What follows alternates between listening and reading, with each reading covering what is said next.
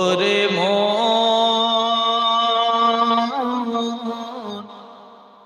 কার লাগিয়া কান্দ দিবা রাতি ভেবে দেখো কেউ হবে না ভেবে দেখো কেউ হবে না তোমার সঙ্গের সাথী কার লাগিয়া কান্দ দিবা রাতি আপন আপন কইরা জানে ভাবছো সারাক্ষণ আসলে তো কেউ নয় তাহার কেউ নয় রে আপন আপন আপন কইরা জানে ভাবছো সারাক্ষণ আসলে তো কেউ নয় তাহার কেউ নয় রে আপন আজ না হয় কাল বুঝবি একদিন গো বুঝলে চোখের পাতা কার লাগিয়া কান্দ দিবা রাতি ছেলের জন্য কাঁদি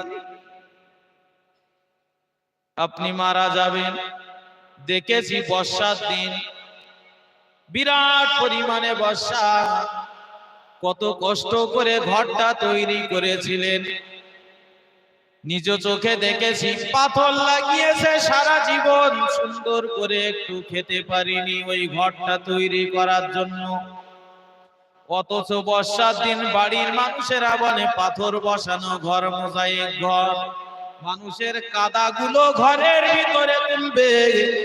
বাইরে একটা তেরেপোলটা নিয়ে দিয়ে ওর নিচে তক্ত বই দিয়ে লাশ শুইয়ে রেখেছে আপন কি ও মুসলমানেরা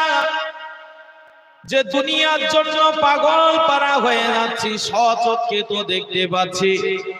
আমি মারা যাচ্ছি এত আপন এত আপন এত আপন কত আমার মহব্বতের মানুষ মারা যাওয়ার সাথে সাথে কত তাড়াতাড়ি করে কবরে রেখে আসবে তার প্রতিযোগিতা চলে কেউ চলে যায় বাঁশ বাগানে বাঁশ কাটার জন্য কেউ চলে যায় কাফনের কাপড় কেনার জন্য কেউ ইমাম সাহেবের কানে সংবাদ দিয়ে দেয় হুজুর বলেন তাড়াতাড়ি করে জানাজার নামাজ পড়িয়ে দিতে হবে তাড়াতাড়ি করে দুনিয়া থেকে আমাকে আপনাকে ওই কবরে রেখে চলে আসবে সব তো আমরা দেখছি আর এই শিক্ষাটা অন্তত নেই আমারও দিন একদিন এই রকম ভাবে ফুরিয়ে যাবে দুনিয়ার ঘর সাজিয়েছি এতটা জীবন ধরে ধরে দুনিয়ার বাড়িটা সাজিয়েছি এত সুন্দর করে কিন্তু কবর নামি ও মাটির নিচের ঘরটা আমি কতটা সাজাতে পেরেছি যাবো তো সেই জায়গায় ওই মাটির তলায় ওই ঘরে তো যেতে হবে শুতে হবে সে ঘরটা সাজানো হয়েছে তো আমার দুনিয়ার ঘর তো মোজাইক হয়ে গেছে বিদায় হওয়ার টাইম হলেই ইজা জা আজালুহুম ছিন্ন করে নেবে আমার আপনার জাহানটা লা ইস্তাখিরুনা সাআতাও ওয়া লা ইস্তাকদিমুন কোন সময় দেবে না যতই আহাজারি করি যতই কান্নাকাটি করি যতই যাই করি না কেন সময় ফুরিয়ে আসবে আল্লাহ তাআলা ডেকে নেবেন বান্দা সময় দিয়েছিলাম কেন আমাকে চিনুনি কেন আমার তোমরা ইবাদত বندگی করে আসুনি যে উদ্দেশ্যে তোমাকে পাঠিয়েছিলাম উদ্দেশ্যটা তোমরা কেন সফল করোনি বান্দা সেই দিন হাউতাশ করে লাভ হবে না কবরবাসীরা জানেন, আক্ষেপ করতে থাকে দুনিয়াবাসীদের দিকে লক্ষ্য করে। ও দুনিয়াবাসীরা, আজ তোমরা কানে আজান শুনছো, মসজিদে ইচ্ছা করলে যাওয়ার শক্তি আছে, কিন্তু দেখো কত ব্যস্ত মানুষ ছিলাম আমি, আজ কবরে নীরবে শুয়ে আছি।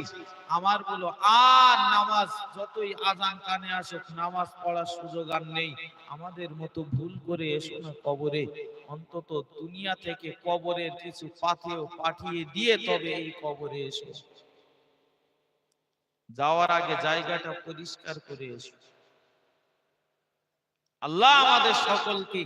আজকে মাহফিলটাকে হেদায়েত